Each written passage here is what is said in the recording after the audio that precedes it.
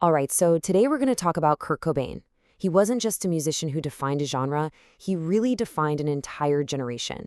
He was, without a doubt, one of modern music's most powerful voices, but also one of its most tragic figures. So let's get into the story of the man behind all that music. That really makes you wonder, doesn't it? What makes a reluctant icon? How does somebody who seems to fight the spotlight at every turn become one of the most famous people on the planet? Well, that exact conflict, that battle between his art and his fame, is what we're going to explore today. So here's how we're going to break it down. We'll start with who he was, then look at the rise of grunge, the insane pressure that came with it, his tragic fall, and finally, the incredible legacy he left behind. Okay, so let's dive into part one. We've got to start at the beginning. Who exactly was Kurt Cobain before the whole world knew his name? He was born in Aberdeen, a little logging town in Washington. And his early life, well, it was pretty turbulent. But the thing that really shaped him was his parents' divorce when he was only 9 years old. That event just left this deep sense of alienation in him that he would pour into his music for the rest of his life. And it's from that small town that a musical earthquake was about to erupt, with Kurt standing right at the epicenter. And that earthquake had a name, grunge.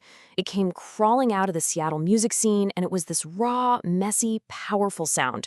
Pretty much the total opposite of the polished hair metal and pop that dominated the 80s. Think punk rock energy smashed together with these heavy, distorted guitar riffs. So Nirvana gets its start in '87 with bassist Chris Novoselic. But the lineup that we all know, the iconic one, that really locked in when Dave Grohl joined on drums in 1990. And what's just wild is the speed of what happened next. I mean, look at this. Just 1 year after Grohl joins, they drop the album that changed, well, everything. Nevermind was like a cultural atom bomb, and its first single, Smells Like Teen Spirit, became an anthem that nobody, and I mean nobody, saw coming. It just exploded. It knocked massive pop stars off the #1 spot, and suddenly, this raw, alternative sound from Seattle was being blasted out of every car and every living room in the world.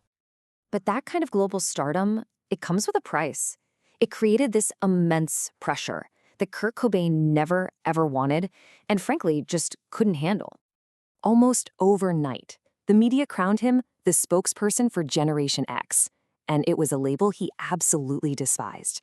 He wasn't trying to lead a movement, He was just a guy writing songs about his own confusion and frustration. But all of a sudden, he had the weight of an entire generation on his shoulders. And this right here, this just lays out the central conflict of his life perfectly. To the world, he was a rock god, the voice of Gen X. But behind the curtain, he was a man battling crippling stomach pain, a heroin addiction that started, in part, to self-medicate that pain, and just this profound, deep discomfort with the very fame that was defining him. And yet, through all of that, the music stayed unbelievably powerful. The albums themselves kind of tell the story. You have the raw punk of Bleach, then the world-changing explosion of Nevermind, and then you get the abrasive, defiant In Utero, which was basically him rejecting all the polish and expectations of fame. But in all of them, his songwriting was just raw, emotional, and brutally honest. Unfortunately, that conflict between the public persona and the private pain just wasn't sustainable. The downward spiral had begun.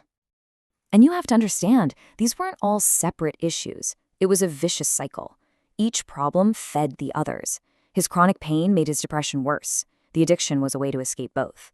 And then you have the intense media scrutiny, especially around his marriage and his daughter, just pouring gasoline on the whole fire. He was completely trapped.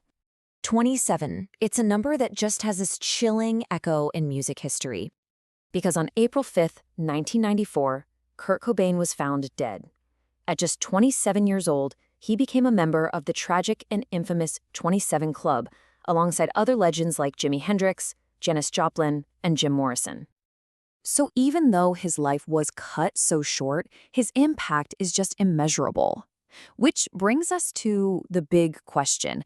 Why, all these decades later, does Kurt Cobain still matter so much? Well, when you boil it all down, it's really three things. First, he gave a voice to millions of kids who felt like outsiders. Second, he totally changed the sound of rock music, influencing countless bands. And third, songs like Come As You Are or Smells Like Teen Spirit, they're not just songs anymore. They're permanent landmarks in our culture. And maybe this is the real key to it all. Beyond the rock star myth and the tragedy, his appeal lasts because of his vulnerability. He's remembered not just as an icon, but as a deeply, painfully human artist who wasn't afraid to show the world his flaws and his pain through his music. And all of this leaves us with a really difficult, lingering question. When you look at a life like Kurt Cobain's, you have to ask, does great art require great pain?